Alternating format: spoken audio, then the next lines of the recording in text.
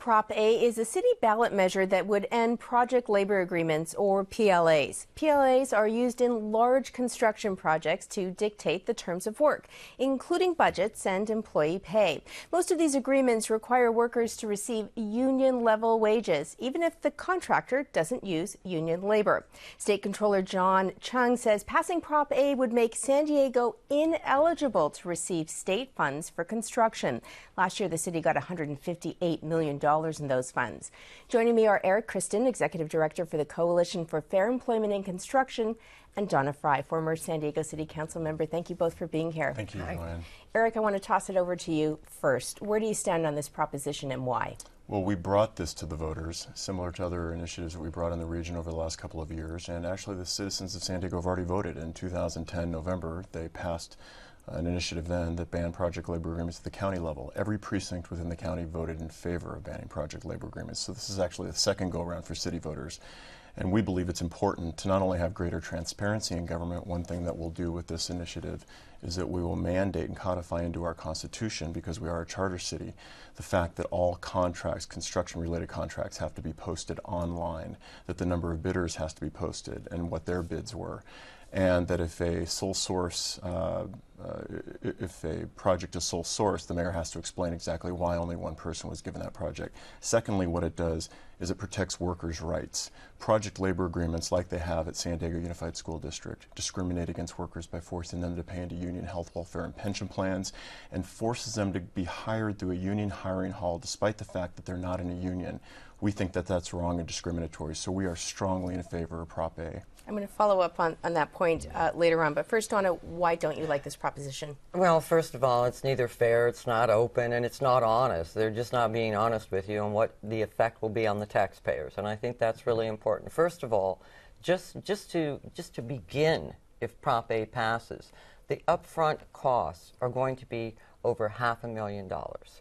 Then, in order to deal with this on an annual basis, the cost will be approximately $450,000 on an annual basis. That's for the... Why? Why will it cost Well, that? because those are the costs to post the text of construction contracts online. Second, the state controller has said that if the city votes to ban project labor agreements, they will no longer be eligible for state funds. And in 2011, as you pointed out, it was $158 million. But the year before that, it was about $36 million. So we're looking at almost $200 million that's at risk. But the other big problem with this ballot measure is that it's going to turn into a legal mess, because we know that the Prop A proponents have been losing at court. So now they're trying to do an end run around the courts, and they are going to be challenging this. Guess who gets to pay for that legal challenge? The taxpayers. So, Donna, while you were a city council member, did the city enter into any of these project labor agreements? The city of San Diego has never been a party to any project labor agreement, which is why this is even goofier than one can imagine. So, Eric, why are you doing this now? Waiting for workers to be discriminated against is not really how we operate. We like to proactively protect workers' rights and taxpayers' dollars. We know that the unions, we've already seen it, have a project labor agreement designed for the new city hall that's been discussed, for the convention center expansion. They wanted one on the airport expansion. They got one at the San Diego Unified School District. So waiting for workers and taxpayers to be harmed is not our modus operandi. So we are proactively, as we have around the state in 9 entities, and has 13 states as of this morning, with Oklahoma being the 13th state, we are banning project labor agreements and banning entities, in this case the city of San Diego, the city council, from even having the opportunity to discriminate, because we don't believe discrimination is good at any time. I want to pick up on discrimination, because people at home are saying this is really about wages. So this is an agreement that says if you enter into this work, if we give you this contract, you have to pay so much. Union wages.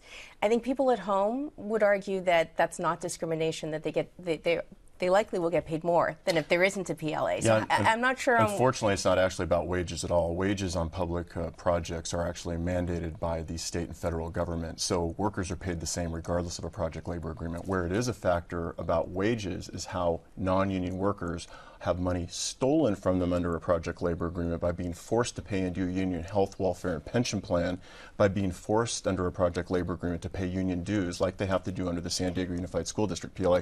So you're right, on the one sense, that workers who are non-union actually lose monies that would otherwise be going to them, and we want to protect them. It sounds like a sort of a union versus, you know, non-union kind of political debate. It actually is, and the fact of the matter is that Eric and his coalition are picking a fight, but they don't want to pay for it. They don't want to pay for the battle. So they want to use a smokescreen of accountability that's going to cost taxpayers $500,000 up front. Then it's going to cost them $450,000 annually. Then they want to put the taxpayer dollars at risk. Hundreds of millions of dollars in construction project funding from the state.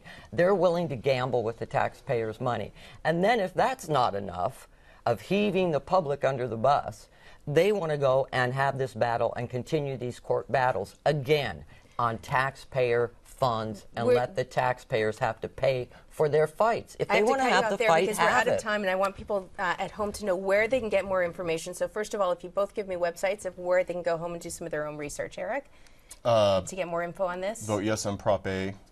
And Donna? And also no on Prop A. Okay, thank you both for being here. Thank you.